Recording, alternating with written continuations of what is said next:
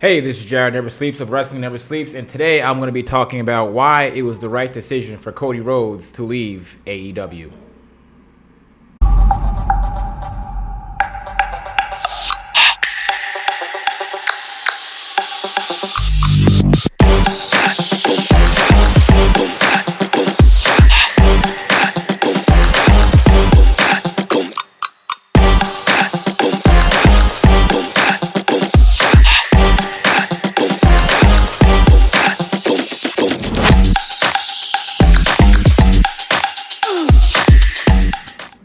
Welcome everybody to a very special edition of the Wrestling Never Sleeps podcast. I am, of course, your boy, Jared Never Sleeps, and I have a very controversial opinion for you guys, as you can see at the title of this video, why it was right for Cody Rhodes to leave AEW. Now, if you guys have been living under a rock for the past week, Cody Rhodes, one of the EVPs of AEW, has up and left with his wife, Brandy. She was the chief brandy officer, whatever that means. And they decided to leave the company, and it looks like they're going to be making their way to the WWE, back to the WWE, at least Cody at least. And the knee-jerk reaction really has been that Cody was now he's a bad guy. They're saying that people are calling him a traitor, and they're saying that he basically turned his back on his friends. He turned his back on the industry. But I let all the details settle. I've been doing some research on this, and from a business standpoint, I think it was the right decision for him to leave AEW, and I'm going to tell you why. Now, first first is we've been reported. Actually, first things first, folks. We put a lot of effort and blood, sweat, and tears into these videos, so we would really appreciate it if you like and subscribe to the channel, hit that notification bell to know when we are dropping new heat. In fact, we have another episode coming on in about half hour when NXT ends. So, yeah, make sure you like and subscribe to the channel. It really helps us out. We would appreciate that. But getting back to it, so the reports is that Cody Rhodes was losing his power as an EVP in the company. They kind of wanted his deal was up, and they wanted to restructure his deal. Tony Khan wanted him to go in a different direction and basically have him as a talent. Now, it was also reported that Cody was requesting CM Punk money, and AEW did not want to give him that. So let's backtrack a little bit. Let's talk about the things that Cody Rhodes wanted. For example, he wanted kind of creative control over his character. He wanted his EVP role, and they did not want to give it to him. So as far as well, the money he was requesting, he wanted more money. And Tony Khan, AEW's on a budget, so Tony Khan said no. But if you look at it from a business standpoint, this was something that Cody Rhodes had to do to basically protect himself. In this industry, if you're not getting paid like a big star, like a Roman Reigns, like a Brock Lesnar, like a CM Punk, like a Bryan Danielson, then you're just another guy. And you can see look at these characters, Roman Reigns and Brock Lesnar. They have control over their characters. They have control over the things they do. They have control with the people they work with. So if you do not have that type of control over your character, you're kind of like dead in the water. You are trusting somebody who, Tony Khan, you're trusting somebody who has not done this job before. You're trusting a booker that might bury you and really devalue you in the system and the confines of professional wrestling. So if Cody Rhodes does no longer have his EVP power, if he's not getting paid like a top guy, that means he's not a top guy.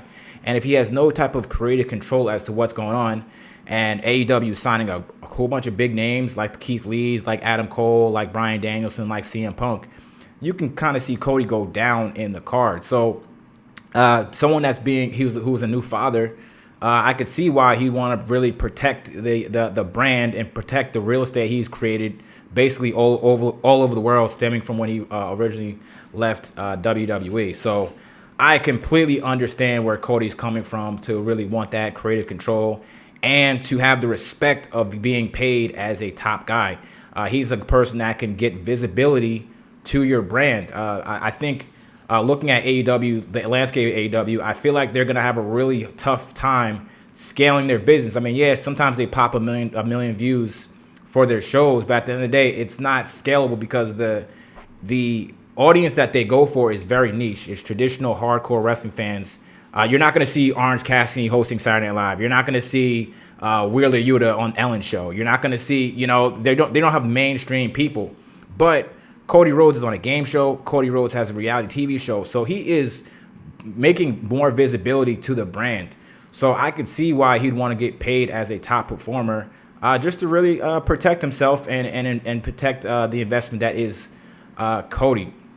So I think that it just really came down to a perfect storm where I can see at the same time why Tony Khan would not want to pay. Tony Khan would not probably want to give up the power of creativity, because the reports are saying that Cody Rhodes does a lot of charity work and he does not want to turn heel. So he wanted to be a babyface, but the problem with that is that the crowd is not responding to him as a babyface. They're booing him. They're booing his wife. So if they're not getting that babyface reaction, Tony Khan has his like hands tied behind his back, because it's like, hey, if I can't turn this guy, then what the heck can I do with him? So that's a problem. Again, Tony Khan has other guys he can go to now: Keith Lee, Adam Cole, Bryan Danielson, CM Punk. So it puts him in a kind of a creative bind. So I can see how he'd want more control over his company. But at the same time, Cody Rhodes is a guy that AEW probably does not exist without Cody Rhodes, without him really like literally burning his back for this company. But yeah, I would just say that I think I have to side with Cody Rhodes on this one. And it kind of reminds me of a couple years ago, back in the day with basketball. Dwayne Wade was a free agent for the Miami Heat, and at the time the Heat were trying to sign a better free agent, Kevin Durant. So Dwayne Wade, who took pay cuts in the past, Dwayne Wade is someone who is considered a Miami Heat legend. They decided that, hey, we can't pay you this money. We want to go for bigger free agents, so we're going to let you go. And Dwayne Wade went and signed with the Chicago Bulls, and it was just weird seeing Dwayne Wade in a different jersey other than the Miami Heat. But yeah, this is what these companies would do. They're not your friends. They forget real quick. And I can see that Tony Khan was in a difficult position. But yeah, AEW would have 1,000% if Cody let them.